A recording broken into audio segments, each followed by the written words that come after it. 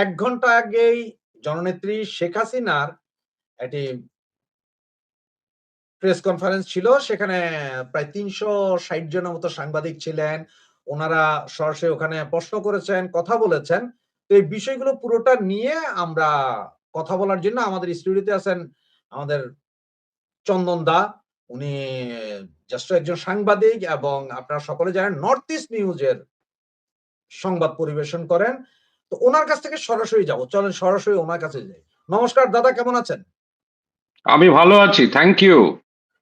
দাদা আগে আমাকে একটু বলেন তো আপনি কেন গেলেন না এই প্রেস কনফারেন্সে? এই বিষয়টা যদি একটু খোলাসা করেন। কি মনে রাগ, কষ্ট নাকি? না, না, কোনো কিছুই না, এটা পুরোপুরি টেকনিক্যাল। আমি যেদিন প্রথম লিঙ্কটা ক্লিক করি তখন ঢুকতে পারছিলাম, দুইটা টেস্ট করে নিলাম যে ঠিক আছে ঢোকা যায়। ওমা, পরের দিন যখন ঢুকতে যাই তারপরে বলে 404 এরার। তো আর ঢুকতেই পারলাম না কোনোভাবেই। তারপরে আমি খোঁজ খবর নিলাম ওই ফরেন করেসপন্ডেন্টস ক্লাবের মেম্বারসদের সঙ্গে থেকে, যারা হট্টাকর্তা তাদের সঙ্গে বা অন্যান্য সাংবাদিকদের সঙ্গে, তারা বলল যে রেজিস্ট্রেশন পুরা প্যাকড হয়ে গেছে, লিমিট পৌঁছায় গেছে, ওই জন্য ওই এরার মেসেজ বারবার দিতেছে আর কি। তো আর কোনো উপায় ছিল না, আমাকে ফেসবুক লাইভেই দেখতে হলো আর কি। তো দুধের স্বাদ ঘোলে মেটানো, কোনো ইয়ে না। কিন্তু আমার যাওয়ার প্ল্যান ছিল এফসিসি তে। এফসিসি তে ওখানে কোনো এমনিতে কোনো অসুবিধা নাই, জায়গাও যথেষ্ট, কিন্তু আনফরচুনেটলি যেতে পারলাম না। তবে মিস কিছুই করি নাই। কারণ হচ্ছে আমি কিছুক্ষণ আগে ডিডব্লিউ টিভির একটা চ্যানেল সেই চ্যানেলের একটা লাইভ ভিডিও শুনলাম। তারা বলছিল যে ৩০৫ জন ঢুকেছিল ভিতরে, সর্বোচ্চ প্যাক, কিন্তু লাইনে ছিল ৩৫০০ জন যারা রেজিস্ট্রেশনই করতে পারেনি। মানে যারা আগে কারেক্ট, এসেছে তারা রেজিস্ট্রেশন করতে পারছে, বাকিরা পারেনি। এটা তাদের কারেক্ট, কথা শুনলাম। তো কারেক্ট। এইজন্য তো এই জন্যই same, for the same reason আমিও রেজিস্টার করতে পারি নাই। তার মানে এটা কি আজকের এই প্রেস কনফারেন্সটার উপরে কি সারা পৃথিবীর যত সাংবাদিকের সবারই চোখ ছিল? আমার মনে হয় দিল্লির যত ডিপ্লোম্যাটিক করেসপন্ডেন্স ছিল তারা তো ওখানে প্রেজেন্ট ছিলই। তা সত্ত্বেও আরো অন্যান্যরা নিশ্চয়ই ছিল, আহ, যারা বাংলাদেশের ইন্টারেস্ট রাখে, সাউথ এশিয়ান পলিটিক্স এর উপরে ইন্টারেস্ট রাখে, জিও পলিটিক্স এর উপরে যাদের ইন্টারেস্ট থাকে, তারা তো ছিলই। আমি যেরকম ছিলাম, ফেসবুকের লাইভের মাধ্যমে ঢুকলাম আর কি। আহ, তো সেই ইন্টারেস্ট গুলো, নানান ধরনের ইন্টারেস্টেড জার্নালিস্টরা ছিল আর কি। আর ওই যে হলটাতে সাংবাদিকরা বসছিল, সেখানে ৩৫০ জন লোককে অ্যাডমিট করতে পারবে কিনা আমার ডাউট আছে। আমি গেছি ওই ক্লাবে বহুবার আগে, কিন্তু তার বাইরেও নিশ্চয় লোকজন বসছিল, আমার মনে হয় স্ক্রিনও ছিল। তো তো তো সেই সেই হিসেবে দেখতে গেলে মেজর একটা অ্যাট্রাকশন ছিল। আর তার কারণ আছে, কেন কিনা শেখ হাসিনা এর আগে এই বক্তব্যটা যে উনি দেশে ফিরবেন কাম হোয়াট মে, সেইটা উনি আগেও বলেছেন। কিন্তু লোকেরা শুনতে চাইছিল, লোকেরা জানতে চাইছিল আর বুঝতে চাইছিল যে এই মুহূর্তে দিল্লিতে এইটা কিন্তু প্রথমবার, প্রথমবার উনি এই ২ বছরের মধ্যে প্রথমবার উনি কিন্তু লাইভে আসলেন। উনি হয়তো তার চেহারা দেখাননি বা ক্যামেরায় আসেননি, অডিওতেই উনি যেটা করলেন, এটা যদি ক্যামেরায় থাকতো তাহলে আমার মনে হয় যে আরো বেশি লোকজন এতে যোগ দিতে পারতো, সাংবাদিকরা যোগ দিতে পারতো। তো সেখানে একটা সাইট ক্র্যাশ করার মতন অবস্থা হয়ে যেতে পারতো, এত লোক দেখতো আর কি। তো অবভিয়াসলি লোকেদের মধ্যে একটা এক্সপেকটেশন ছিল, যারা বাংলাদেশকে নিয়ে রিপোর্টিং করে বা ইন্টারেস্ট আছে, সাংবাদিকদের বাদ দিয়েই বলছি, তাদের মধ্যে একটা ব্যাপক ইন্টারেস্ট ছিল। আমি জানি না,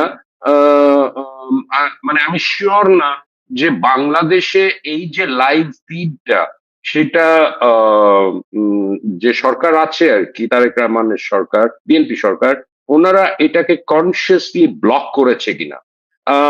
যদি ব্লক করে থাকে তাহলে আমরা বুঝতে পারবো যে ভিউয়ার্স যারা যারা পোটেনশিয়াল ভিউয়ার্স, সেই পোটেনশিয়াল ভিউয়ার্স হয়তো আরো হতো যদি ব্লক না থাকতো, যদি ব্লক না হয়ে থাকে আর কি। কিন্তু বাংলাদেশেও আমি দেখলাম যারা যারা আমার বন্ধু বান্ধবরা রয়েছে তারাও কিন্তু এই লিংক গুলো পোস্ট করেছে এই ভিডিওর। বাংলাদেশিরা যারা অন্যান্য দেশে থাকে, নানান দেশে, আমি আমেরিকা, ইংল্যান্ড, ইউরোপের অন্যান্য দেশ তো বটেই, কিন্তু আমার মনে হয় তার বাদ দিয়েও আমরা সাউথ ইস্ট এশিয়ার থেকেও দেখেছি লোকজনরা তাদের লাইভ ফিড গুলো সেখান থেকে পোস্ট করেছে যাতে কি অন্যরা দেখতে পায়। সো সো তার থেকে একটা ইন্ডিকেশন পাওয়া যায়, একটা এক ধরনের মেট্রিক্স এক ধরনের পাওয়া যায় যে পৃথিবীর নানান জায়গাতে যেখানে বাংলাদেশের লোকজনরা থাকে তারা এই শেখ হাসিনার যে বক্তব্য উনি দিয়েছেন সেটা ওনারা সরাসরি দেখেছেন। যেমন দাদা আমি যেটা দেখেছি যে আপনার ফরেন করেসপন্ডেন্সে ওনাদের ফেসবুক, ওনাদের ইউটিউব চ্যানেল ছিল, আরো একটা চ্যানেল ওনাদের ছিল। আওয়ামী লীগের ফেসবুক পেজ, ইউটিউব চ্যানেল ছিল। এছাড়াও আরো ১৫০ ইউটিউব চ্যানেল বিভিন্নভাবে দিয়েছে। আর ফেসবুকে তো সবাই লিংক শেয়ার করেছে। যেমন আমি সরাসরি লাইভটা চালু করেছিলাম। আমার ২ টা চ্যানেলে আপনার লাইভে কনস্ট্যান্টলি ছিল 50,000 টু 60,000 করে মাই ভিউ গড। চ্যানেল। হুম। তার হুম। মানে অবস্থা দেখেন, এবং আমি এখন পর্যন্ত যতগুলো চ্যানেলের স্ক্রিনশট আমি তখনই ঘুরে, ঘুরে নিলাম। টোটাল আমি ChatGPT দিয়ে ওগুলো করলাম যে ৩৭ মিলিয়ন লোক দেখেছে এই লাইভটি। হুম। হুম। মানে আমরা তো ওই যে Facebook এবং গেলে তো দেখা যায় কতজন কত। আমি ওটার শুধু স্ক্রিনশট নিয়ে ChatGPT দিয়ে ৩৭ মিলিয়ন। হুম। অনেক সময় এটা এত ব্যাপক ছিল যে সাউন্ড সমস্যা হচ্ছিল ওই ক্লাবে। কিছু সময় হুম। হচ্ছিল। এটা নিয়ে একটা আছে। এখন পাবলিকের যেটা আমাদের অনেকগুলো কমেন্টস আছে যে দাদাকে বলেন যে নেত্রী কি বলেছে এটা আমাদেরকে একটু বিস্তারিত বর্ণনা করতে। কারণ দাদা আপনিও জানেন যে সকলে তো আর ইংরেজি বুঝে না। অনেকে ওখানে দেখেছি দাবি করতেছিল যে নেত্রী আপনি বাংলায় বলেন। কিন্তু আমরা তখন আসলে বলার কিছু নাই। কারণ এটা তো ফরেন করেসপন্ডেন্ট, বিদেশি সাংবাদিকদের সাথে কথা বলছে, আমাদের সাথে না। তো আপনি হুম। যতটুকু, আপনি তো পুরোটাই শুনেছেন। যদি একটু বিস্তারিত আমার আমাকে একটু বলেন যে কি, কি আমার মনে হয় আমার মনে হয় কয়েকটা ইম্পর্টেন্ট পয়েন্টস উনি তুলে ধরেছেন। আহ, সেটা প্রথমেই কিন্তু উনি আহ, উম, উম, আহ, একটা ছোট্ট হিস্টোরিক্যাল কনটেক্সট দিয়েছেন, যে যারা এই ঘটনাটা ঘটিয়েছিল তারা কারা। সঙ্গে উনি নাম নিয়ে বলেছেন মোহাম্মদ ইউনূসের। এবং এই যে যারা এটা ঘটিয়েছিল সেই তারা কি মোটিভেশন নিয়ে এই জিনিসটা করেছিল। হুম। এখন এটা দিয়ে শুরু করে উনি একটা হিস্টোরিক্যাল ব্যাকগ্রাউন্ডের দিকেও গেলেন যে আওয়ামী লীগ কিন্তু সংগঠন হিসেবে, পার্টি হিসেবে আগেও এই ধরনের মোকাবেলা করেছে। 71 এর কথা বলেছেন উনি, 75 এর কথা বলেছেন। তো আর তার পরবর্তীকালে ওনার উপরে যে আক্রমণ হয়েছিল, গ্রেনেড অ্যাটাকের কথা উনি বলেছেন। তো আমার মনে হয় উনি এই কনটেক্সটটা কিন্তু দিতে পেরেছেন খুব সাকসেসফুলি, যে এই যে আওয়ামী লীগের ওপরে বা ওনার ওপরে যে আগে আক্রমণ হয়েছে এটার একটা ব্যাকগ্রাউন্ড আছে, একটা ইতিহাস আছে। সেটা দিয়ে উনি এটা বোঝাতে চেয়েছিলেন যে এরা কারা, তার মানে এটার পিছনে ছিল যারা আর কি অ্যান্টি লিবারেশন ফোর্সেস, সেটার দিকে উনি ইঙ্গিতটা করেছেন। আর আপনার খেয়াল থাকবে হয়তো যে উনি কিন্তু শেখ মুজিবুর রহমানের কথা বারবার রিইটারেট করেছেন, কেননা উনি নিজে একজন ভিকটিম ছিলেন। আর উনি শেখ মুজিবুর রহমান আর তার পুত্রী শেখ হাসিনাও এই একই ফোর্সেস এর ভিকটিম ছিলেন।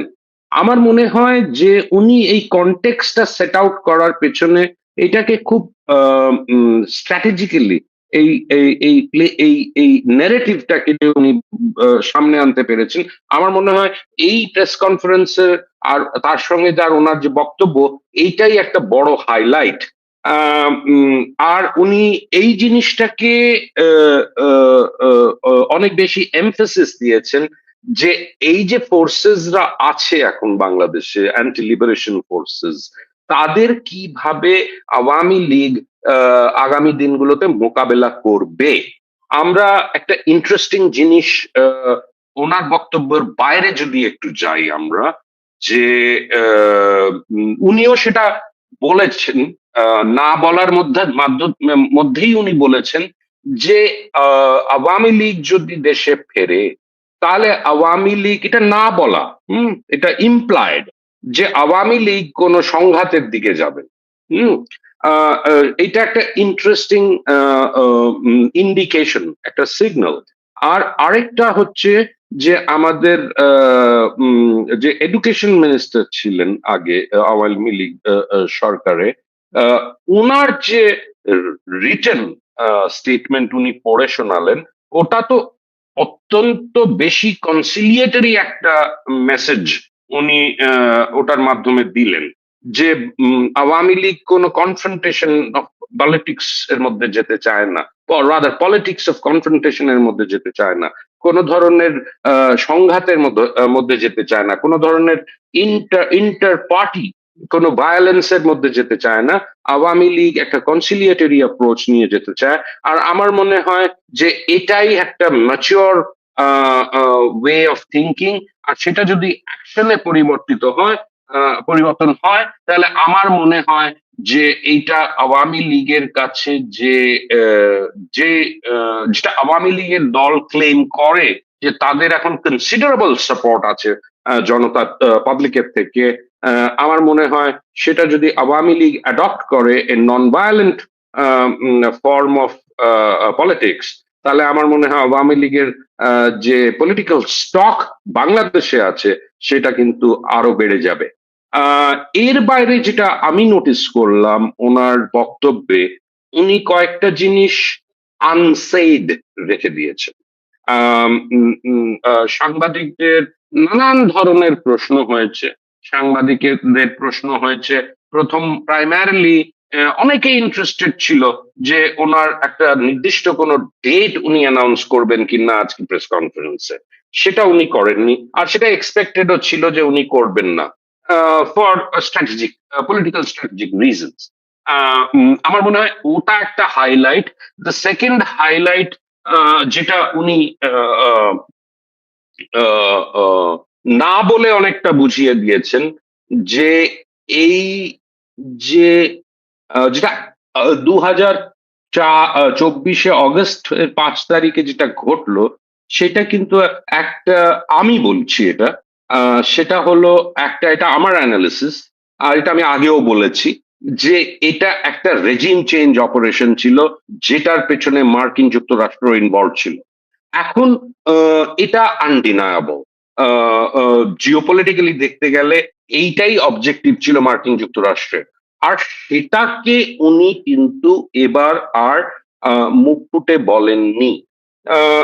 এটার নানান ধরনের ইন্টারপ্রিটেশন হতে পারে। সেটা হলো যে উনি এখন যা ঘটে গেছে পাস্টে, সেটাকে সামনে এনে যে তিক্ততাটা হতে পারে আর কি, সেই তিক্ততাটা বাড়াতে চান না।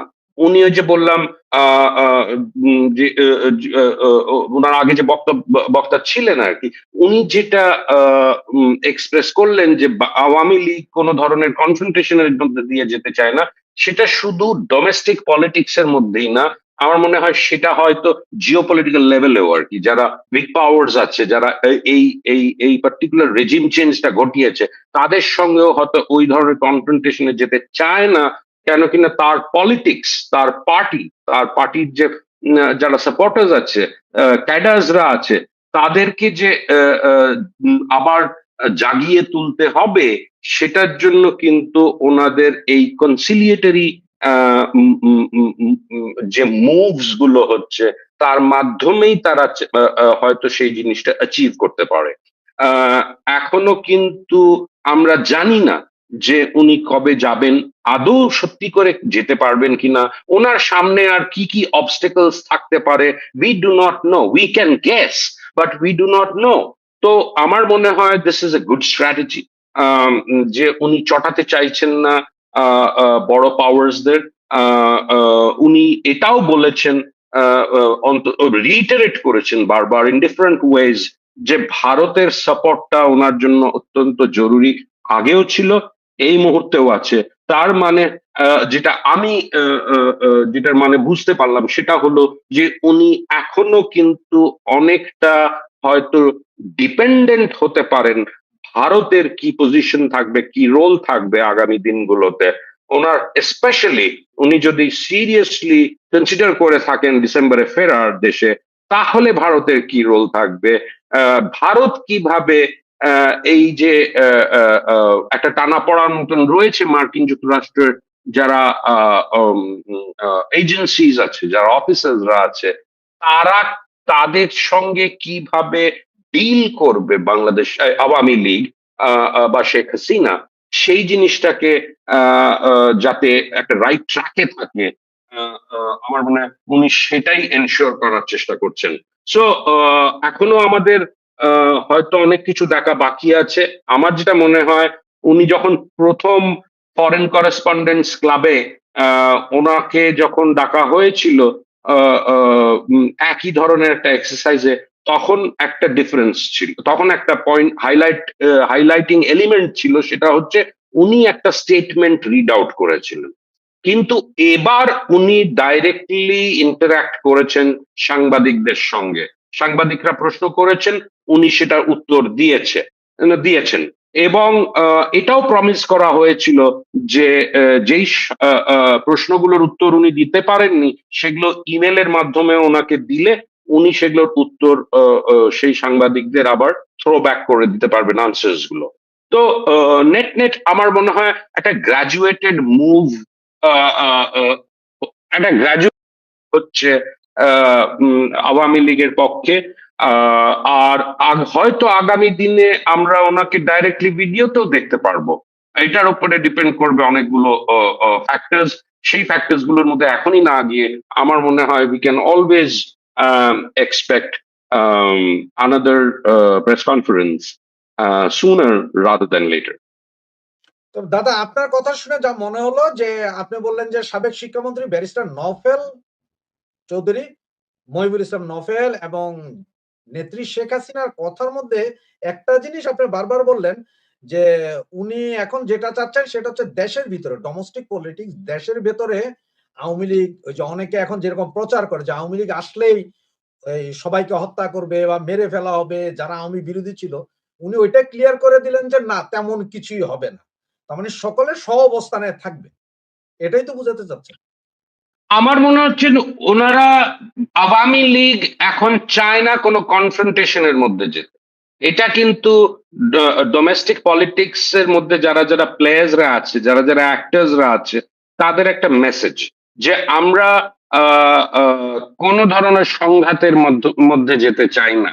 সেটা সার্টেনলি, এটা কিন্তু এক ধরনের সিগন্যালিং হচ্ছে ডাইরেক্টলি বিএনপি কেও এবং অন্যান্য যারা ফোর্সেস আছে, জামাতে ইসলামীকেও, এবং প্রাইমারিলি এদের, যে আওয়ামী লীগ একটা সুস্থ পলিটিক্যাল একটা সিচুয়েশন, একটা পলিটিক্যাল ক্লাইমেট যদি তৈরি হয়, তাহলে সেটার মধ্যে আওয়ামী লীগ থাকতে চায় এবং আওয়ামী লীগ কোনো ধরনের ভায়োলেন্ট কনফ্রন্টেশনে যেতে চায় না, যেতে চাইবে না। কেন কিনা আওয়ামী লীগ নিজেও জানে যে তাদের কিন্তু পার্টিটাকে আবার গড়তে হবে অলমোস্ট ফ্রম স্ক্র্যাচ। তো সেখানে এইটা একটা খুবই ম্যাচিওর অ্যাপ্রোচ হবে যদি আওয়ামী লীগ এটা বলতে পারে এবং করে দেখাতে পারে যখন সময় আসবে, হ্যাঁ, যে তারা এই ধরনের ভায়োলেন্সের মধ্যে যেতে চায় না। পলিটিক্যাল ভায়োলেন্স কিন্তু বাংলাদেশে একটা কালচারের মতন তৈরি হয়ে গেছে, সেটা আমরা বহু বছর ধরে দেখছি। তো এটার থেকে ব্রেকআউট করে যদি বেরিয়ে আসতে পারে আওয়ামী লীগ, তাহলে সেটা সার্টেনলি বাংলাদেশের, যেটা খুব জরুরি বাংলাদেশের এই মুহূর্তে, যে ল অ্যান্ড অর্ডার সিচুয়েশন, যে যে ধরনের বিশৃঙ্খল অবস্থা চলছে গত 2 বছর ধরে, সেইটাকে কিছু একটা স্থির জায়গায় নিয়ে যাওয়ার জন্য কাউকে না কাউকে, কোনো না কোনো দলকে এই স্ট্যান্ডটা নিতে হতো। তো আমার মনে হয় আওয়ামী লীগ যদি এটা নেয়, তাহলে আওয়ামী লীগের জন্য পলিটিক্যালি একটা বেটার জায়গায় হয়তো যেতে পারবে। আওয়ামী লীগ এটাও সিগন্যাল করতে পারবে যারা গ্লোবাল পাওয়ার্স আছে এবং রিজনাল পাওয়ার্স আছে, যে আমরা একটা স্টেবল বাংলাদেশ চাই। বাংলাদেশ যথেষ্ট সময়ের মধ্যে দিয়ে, ইনস্টেবিলিটির মধ্যে দিয়ে চলছে বাংলাদেশ। বাংলাদেশ নাও নিডস স্টেবল পলিটিক্যাল অ্যাটমসফিয়ার। যেমন দাদা, বাংলাদেশে তো গত দুদিন ৭ সাজ রব পড়ে গিয়েছিল শেখ হাসিনার ভাষণ দিবে এটাকে বন্ধ করার জন্য। আমি আপনাকে দুটো ফটো কার্ড দেখাই। একটা হচ্ছে যে এই ফটো কার্ড আওয়ামী লীগের পেজে তারেক রহমান ইজ ওয়াচিং। আমাদের মাননীয় প্রধানমন্ত্রী উনিও দেখছিলেন নেত্রীর সেই প্রোগ্রাম, এবং মিডিয়াতে একটা ঘটনা হয়েছে যেটা হচ্ছে যে এই যে কালবেলা কার্যক্রম নিষিদ্ধ আওয়ামী লীগের ভার্চুয়াল প্রোগ্রাম লাইভ চলাকালে কালবেলা ফেসবুক পেজ থেকে একটি অনাকাঙ্ক্ষিত মন্তব্য করা হয়েছে, যা কালবেলার সম্পাদকীয় নীতির সাথে সাংঘর্ষিক। মন্তব্যটি আমাদের নজরে আসার সঙ্গে সঙ্গে ডিলিট করা হয়েছে। যে কর্মী এই কাজের সঙ্গে যুক্ত ছিলেন তাকে সাময়িকভাবে কালবেলার সব ধরনের কাজ থেকে অব্যাহতি দেওয়া হয়েছে। পরবর্তী তদন্ত সাপেক্ষে তার বিরুদ্ধে যথাযথ ব্যবস্থা নেওয়া হবে। আমাদের কালবেলা খুব প্রচারবহুল পত্রিকা। কি মনে করেন এগুলোকে? আমার মনে হয় যে দেখুন, প্রথমটা তারেক রহমান যে দেখছেন এখন, এটা আমি খুব বেশি যে আমলে নেব তা না। এই ধরনের চুটকি বাংলাদেশে অনেক হয়। তো তো I would just shrug it off with a laugh. সে দেখছেন কি দেখছেন না, পার্সোনাল হ্যান্ডেল থেকে দেখবেন কি দেখবেন না, কেউই জানে না আর কি। হ্যাঁ, তো আহ, উনি যদি নাও বা দেখেন, ওনার কাছে নিশ্চয়ই, উনি একজন প্রধানমন্ত্রী, ওনার কাছে নিশ্চয়ই একটা ব্রিফ যাবে, উনি পড়বেন সেই ব্রিফটা। ওনার যতটুকু আমি আশা করি তো ওনার ওই পলিটিক্যাল ম্যাচুরিটিটা আছে, এবং সেই ধরনের পলিটিক্যাল অ্যাকিউমেনও আছে, যার থেকে উনি বুঝতে পারবেন যে এই প্রেস কনফারেন্স বলুন বা ওনার স্টেটমেন্ট বলুন, তার যে মেন কন্টেন্ট কি হবে সেটা উনি নিশ্চয়ই ভালোভাবে আগের থেকেই জানতেন এবং বুঝতে পেরে থাকবেন। আর ওনাকে ব্রিফ করার মতন প্রচুর লোকজন আছে, যারা নানান ভাবে এই ইন্টারপ্রিট করে ওনাকে নিশ্চয়ই এই ব্রিফিংটা দিতে পারবেন। তো I will not pay too much attention to all of this. হ্যাঁ, ঠিক আছে, বাংলাদেশে এখনো দের আর ফোর্সেস যারা চায় না যে আওয়ামী লীগ ফিরে আসুক। তারা ভাবছে যে আওয়ামী লীগ ফিরলে পলিটিক্যালি কি অবস্থা ঘটতে পারে। আহ, আহ, যদি যদি আওয়ামী লীগের পপুলারিটিটা সেইভাবে বেড়ে যায়, তাহলে অন্যান্য পলিটিক্যাল দলগুলোর কি অবস্থা হতে পারে সেটা অনেকেই বুঝতে পারছে। অনেকে আবার এটা একটা ভয় ভীতি দৃষ্টি থেকে দেখছে আর কি ব্যাপারটাকে। আহ, আহ, যে যে সংঘাতের কথা আমরা একটু আগেই বলছিলাম সেটা হতে পারে। তো আমার আশা করি আমি যে নফেল সাহেব যা বলেছেন, এবং শেখ হাসিনা যে আহ, আহ, উনি, ওনার কমপ্লেন্টস অনেক ছিল যে কোন কোন ফোর্সেসরা এর মধ্যে আছেন, বাট ওনার যে বিএনপি কে নিয়ে যে মন্তব্য, এই সরকারকে নিয়ে যে মন্তব্য, সেটা হচ্ছে ইনএবিলিটি টু গভর্ন।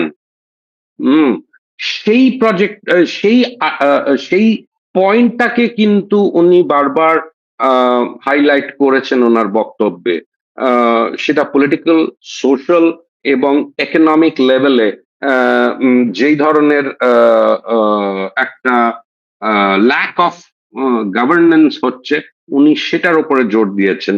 আর উনি এইটা প্রজেক্ট করতে পেরেছেন যে আওয়ামী লীগ কিন্তু একটা স্ট্রং অল্টারনেটিভ ফোর্স হিসেবে আসতে পারে বা থাকবে, যারা বাংলাদেশকে এই স্টেবিলিটিটা দিতে পারবে।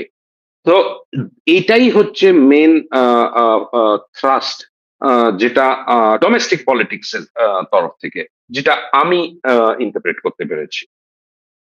তবে দাদা, অনেক সাংবাদিক জিজ্ঞেস করেছিলেন শেখ হাসিনাকে যে সরকারের সাথে আন্ডার টেবিল বা কোনোভাবে যোগাযোগ হচ্ছে কিনা। উনি সেটাকে ডিনাই করেছেন, বারবার বলেছেন যে জনগণের শক্তিতে আওয়ামী লীগ যাবে। এবং একটা ছবি আপনাকে দেখে, এই যে দেখেন, এটা বিভিন্ন পত্রিকায় এসছে অলরেডি। শেখ হাসিনার কথা শুনতে গ্রামের চায়ের দোকানেও ছিল আজকে জনতার উপস্থিতি। মানে ওখানে ছোটখাটো যে টিভি গুলো আছে ওখানে পর্যন্ত চালিয়ে রেখেছিল। ভারতীয় অনেকগুলো চ্যানেল একসাথে প্রচার করেছিল, যেটা বাংলাদেশের লোক নরমালি অ্যাক্সেস করতে পারে। আমি আপনার কি মনে হয় না যে আজকের এটাতে জনগণের মাঝে একটা আলোড়ন ছিল যে কি বলবেন? আহ, আমার মনে হয় যে সেটা তো ছিলই। আমি নানান লোকজনের সঙ্গে হোয়াটসঅ্যাপে যোগাযোগ আছে আমার,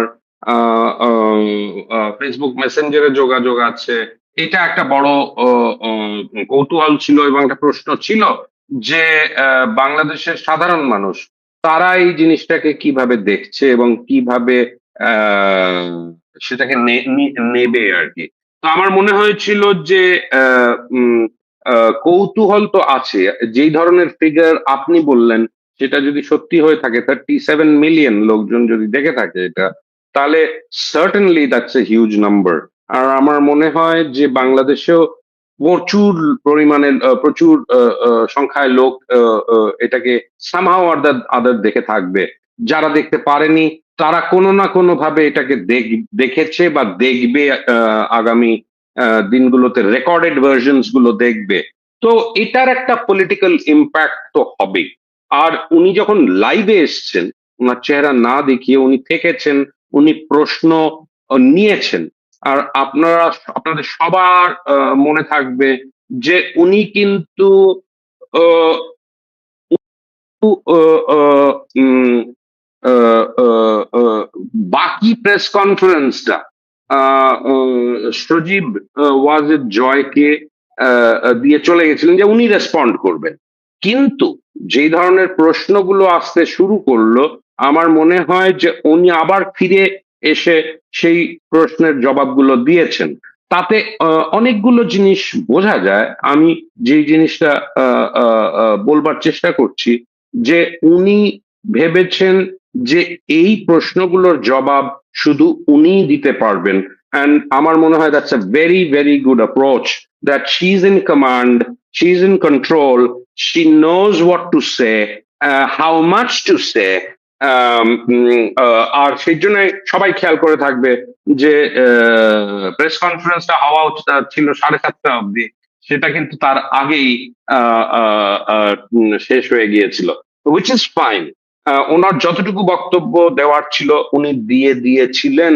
তার মাধ্যমে যেই মেসেজিং গুলো ওনার করার ছিল সেগুলো উনি করে দিয়েছিলেন। তো আমার মনে হয় from that perspective she was in control of the situation. And ওনার মাধ্যমেই যে মেইন বক্তব্যগুলো উনি যতটা প্রজেক্ট করতে পেরেছেন সেটা মনে হলো সাকসেসফুলি করতে পেরেছেন। ধন্যবাদ দাদা আপনাকে। আমি জাস্ট একটা ছবি দেখাবো, এরপরে আপনি কিছু বলবেন। আর আমি এই মুহূর্তে আবার আমার একটা ইউটিউব চ্যানেল যেটা এই মুহূর্তে লাইভ হচ্ছে আমাদের প্রোগ্রামটা, সেখানে দেখলাম যে শেখ হাসিনার সেই ১ ঘন্টা ২০ মিনিটের যেই কনফারেন্সটা, সেইটা এখনো আমার এখানে ঘন্টায় ৮,০০০ ঘন্টায় হুম। ৮,০০০ লোক দেখছে শুধুমাত্র আমার চ্যানেল। আমি তো দাদা কিন্তু খুব ছোট একটা চ্যানেল। আমার এটা তো চ্যানেল বলা যায় না। তাহলে বড়, বড়গুলোতে কি অবস্থা হচ্ছে এটা উপরওয়ালাই জানে। সবচেয়ে দুঃখজনক সাকিব আল হাসান, পৃথিবীর ১ নাম্বার ব্যাটসম্যান বর্তমানে। তিনি ছিলেন আজকের এই প্রোগ্রামে। উনার বাড়িতে ক্রিকেটার সাকিবের মাগুরার বাড়ির প্রধান গেটে পেট্রোল বোমা হামলা।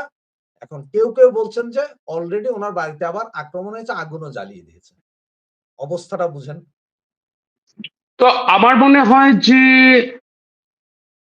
এই যে কালচার অফ ভায়োলেন্স, এটা যদি আওয়ামী লীগের এক ধরনের ওনারা যে আপিলটা করলেন নফেল সাহেব, সেই আপিলটাতে যদি কায়েম থাকে আর কি, সেটা যদি ওনারা এই আপিলটাকে রিয়ালিটিতে পরিবর্তন করতে পারে, আমার মনে হয় that will make a world of difference in বাংলাদেশের পলিটিক্স। সেটা আমাদের ওয়েট করতে হবে আগামী দিনে কি হতে পারে। কিন্তু যারা এই ধরনের নাশকতা করছে, এই ধরনের ইনসিডেন্টস গুলো কিন্তু তাদেরকেও আহ, মানুষের সামনে রাখছে যে এরা কি সত্যি চায় বাংলাদেশ একটা স্টেবল জায়গায় আসুক। আমরা তো দেখছি আজকে নাকি নানান জায়গায়, গতকালও হয়েছিল, বিএনপি আর জামাতের লোকেদের মধ্যে নানান লেভেলের ভায়োলেন্স হয়েছে। না, এটা এটা তো বাংলাদেশের মানুষ দেখছে। দেখে তো তাদের তো রেশনাল চিন্তা তাদেরও আছে। তারা তো নিশ্চয়ই এই কনক্লুশনে আসছে যে আমরা কি এদের দ্বারা পরিচালিত যে রাজনীতিটা হচ্ছে তার মধ্যে থাকতে চাই, নাকি আমাদের স্টেবিলিটি দরকার, আমাদের ইকোনমিক স্টেবিলিটি দরকার, আমাদের পার্সোনাল সিকিউরিটি দরকার, আমাদের সোশ্যাল লেভেলে একটা সিকিউরিটি দরকার। তো এই জিনিসগুলো বাংলাদেশের মানুষও তো দেখছে। তো তাদের যে ডিসিশনস গুলো হবে আগামী দিনে সেটা অ্যাকর্ডিংলি তাই হবে কিন্তু। তো তো এটাই এটাই কিন্তু আমি বলবো এক ধরনের ম্যাচিওর পলিটিক্স আওয়ামী লীগের পক্ষে আর কি, যে তারা এই অ্যাপ্রোচটার থেকে যদি বেরিয়ে আসতে পারে, এই যে সাইকেল অফ ভায়োলেন্সটাকে যদি তারা তার থেকে বেরিয়ে আসতে পারে, তাহলে আমার মনে হয় Awami League will then turn a new leaf. জি, দাদা আপনাকে আমি এই যে আজকের যেই প্রোগ্রামটার এটার একটা স্ক্রিনশট যেটা শুধুমাত্র ৪টা আইডি এখানে দেওয়া আছে। সেটা হচ্ছে যে সাকিবুল হাসানের আইডি থেকে ১৮২.2 কে, আওয়ামী লীগের পেজে ১৮১.3 কে এবং সজীব ওয়াজেদ জয়ের পেজে ২৮৩ কে এবং এফসিসির অ্যাকাউন্ট থেকে ৮৭ কে। এটা শুধুমাত্র ৪টা অ্যাকাউন্টের ডিটেইলস দিলাম আপনাকে। তাহলে বাকি এবার আমাদেরগুলো তো সব রয়েই আছে। দাদা রাইট। আপনাকে আপনাকে ধন্যবাদ দাদা। আপনি এই সময় আমাদেরকে সময় দেওয়ার জন্য। এবং সুপ্রিয় দর্শক শ্রোতা মন্ডলী, আপনারা জানলেন যে নেত্রী কি বলেছেন। দাদা আপনাদেরকে বিস্তারিত বর্ণনা দিয়েছেন কিভাবে কি বলেছেন। আমি দাদার কাছে লাস্ট একটা প্রশ্ন করব। দাদা খুব সংক্ষেপে যদি জবাব দেন। দাদা, নেত্রী কি ডিসেম্বরে চলে আসার ব্যাপারে এখনো কনফার্ম কিনা? আজকের আবার আমি যেটা শুনছি যে উনি মনস্থির তো করে ফেলেছেন।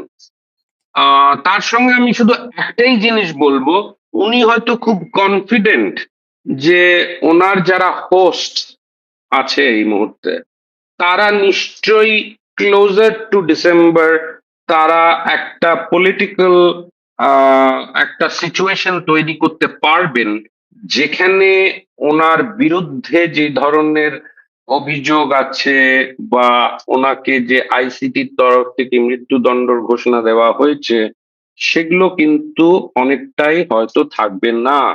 এইটা কিন্তু আপনি শেখ হাসিনার বক্তব্যের মধ্যেই পাবেন যে উনি ওখানে জেল খাটতে রাজি আছেন, উনি ওনাকে ধরবে, আটক করবে, সেটাকে কিন্তু উনি কিন্তু মৃত্যুদণ্ডর কথা একবারও বলেননি আজকে। তার থেকে আই এম হোপফুল, আমি আশাবাদ যে আমি আশা করি যে উনি ওনার হয়তো এই জিনিসটা ডেথ সেন্টেন্সটা যেটা আছে সেটা হয়তো আগামী দিনে গিয়ে আমরা জানতে পারবো হয়তো মেবি যে এটা এটার উপর একটা পজিটিভ ডিসিশন আশা করছি।